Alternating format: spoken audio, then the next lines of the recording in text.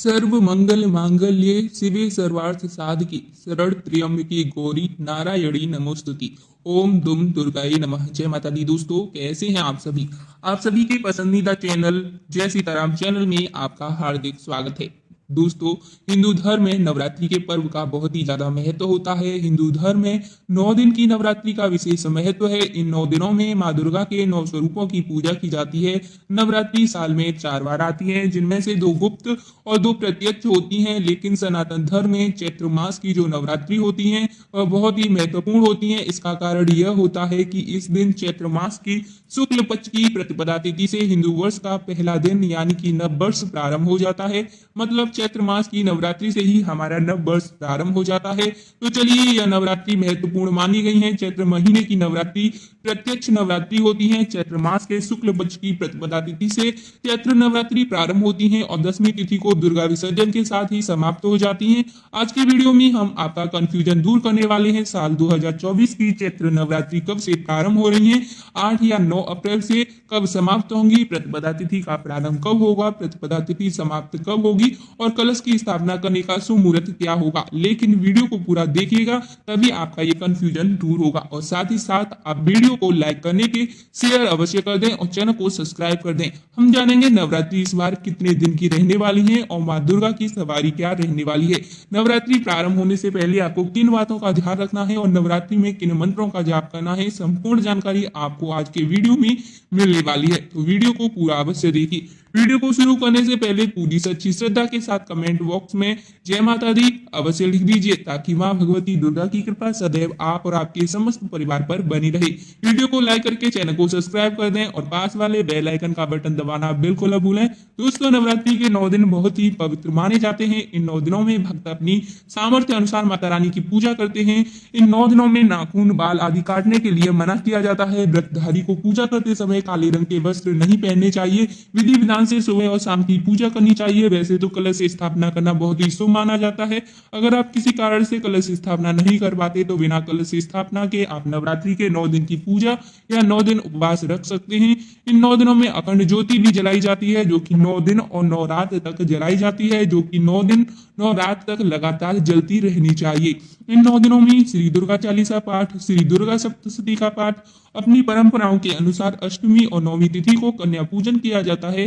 दोस्तों, नवरात्रि में माँ दुर्गा के 9 स्वरूपों की साधना पूजा की जाती है। प्रथम दिन जो होता है शैलपुत्री का होता है, द्वितीय दिन ब्रह्मचारिणी और तृतीय दिन चंद्रघंटा और चौथा दिन कुष्मांडा, पंचम स्कंद माता और कात्यायनी और कालरात्रि और अष्टम महागौरी और 9वां सिद्धदात्री माता का होता है। इन्हीं 9 स्वरूपों की आराधना की जाती है। अब इनकी पूजा से क्या लाभ होते हैं, तो देखिए, पहले दिन माता शैलपुत्री की पूजा की जाती है, क्योंकि कलश की स्थापना के साथ पहले दिन हम माता शैलपुत्री की पूजा करते हैं। माता शैलपुत्री जो कि हिमालय की पुत्री है, सफेद रंग बहुत ज्यादा प्रिय है। इनकी पूजा करने से सभी प्रकार की मनोकामनाएं पूर्ण होती हैं।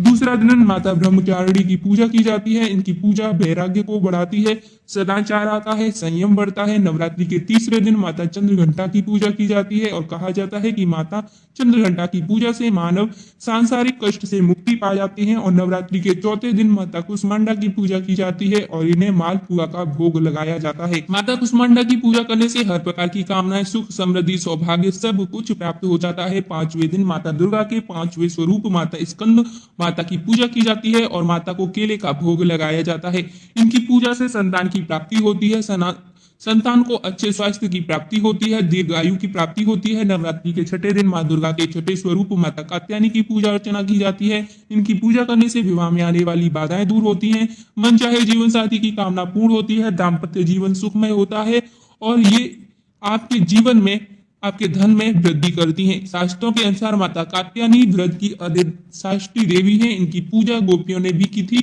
जब उन्हें श्री कृष्ण का प्रेम चाहिए था। इसलिए मन चाहे जीवन साथी की कामना से, ये शीघ्र विवाह की कामना से माता कात्यायनी की आराधना करनी चाहिए। 7वें दिन यानी कि नवरात्रि के 7वें दिन माता कालरात्रि की पूजा की जाती है और माता कालरात्रि की पूजा करने से शत्रुओं से मुक्ति मिल जाती है। इसके अलावा रोग, दुख, दुर्घटनाएं, अकाल मृत्यु इस प्रकार के भय से मुक्ति मिल जाती है।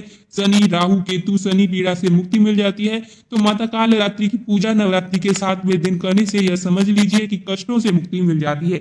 नवरात्रि के 8वें दिन माता महागौरी की पूजा की जाती है और महागौरी की पूजा करने से मनुष्य के सभी कष्ट समाप्त हो जाते हैं। घर में सुख समृद्धि आने लग जाती है। सुख समृद्धि, संतान, सौभाग्य, कोई भी ऐसी कामना नहीं जो माता महागौरी की पूजा करने से पूरी ना हो। इसलिए नवरात्रि के 8वें दिन विशेष रूप से माता महागौरी की पूजा की जाती है। नवरात्रि का 9वां दिन विशेष होता है क्योंकि इस दिन हम माता सिद्धिदात्री की पूजा करते हैं। 9 दिन की जो हमारी साधना होती है, मतलब नवरात्रि में जो हमारी पूजा आराधना होती है, मंत्रों का जाप होता है या जो भी कामना लेकर हम पूजा करते हैं, वह सभी फल हमें माता सिद्धिदात्री की पूजा से ही प्राप्त होता है। यह जो नवरात्रि के 9 दिन होते हैं जिसमें हम माता की अलग अलग स्वरूपों की पूजा आराधना करते हैं, हर पूजा का हर स्वरूप का अपना महत्व होता है और प्रत्येक दिन की पूजा इसलिए महत्वपूर्ण मानी जाती है। तो नवरात्रि में प्रतिदिन की पूजा विधि वीडियो देखने के लिए आपको इस चैनल के माध्यम से प्रतिदिन मिलेगी। तो आप जुड़े रहिए और नवरात्रि कब से प्रारंभ हो रही है, कब समाप्त हो रही है, उससे पहले वीडियो को लाइक कर दें, चैनल को सब्सक्राइब कर दें ताकि हम आपको अच्छे से जानकारी दे सकें। साल 2024 में 9 अप्रैल मंगलवार से चैत्र नवरात्रि प्रारंभ होंगी जो कि 17 अप्रैल बुधवार को समाप्त हो जाएंगी। नवरात्रि में मंगलवार और शनिवार के दिन मां का आगमन घोड़े पर होता है जिसे अशुभ माना जाता है, बहुत ज्यादा शुभ नहीं मानते हैं। ऐसे में इस बार मां दुर्गा घोड़े पर सवार होकर धरती पर पधारेंगी। कलश स्थापना की तिथि और शुभ मुहूर्त 9 अप्रैल मंगलवार को प्रतिपदा तिथि के जो सुबह 6:20 से 10:01 तक रहेगा। अगर आप इस समय कलश स्थापना न कर पाए तो अभिजीत मुहूर्त में यानी सुबह 11:57 से दोपहर 12:48 के बीच में भी कलश स्थापना कर सकते हैं। अगर आप सुबह नहीं कर पाते हैं तो ऐसे जो भक्त नवरात्रि का व्रत धारण करना चाहते हैं, पहली बार व्रत धारण करना चाहते हैं, तो आप इस बार की नवरात्रि से अपना व्रत प्रारंभ कर सकते हैं। जो कुछ विशेष दिनों के व्रत धारण करना चाहते हैं जैसे कि सोमवार, शुक्रवार, शनिवार इत्यादि, अगर आप कोई बार के व्रत भी शुरू करना चाहते हैं तो नवरात्रि में व्रत प्रारंभ कर सकते हैं।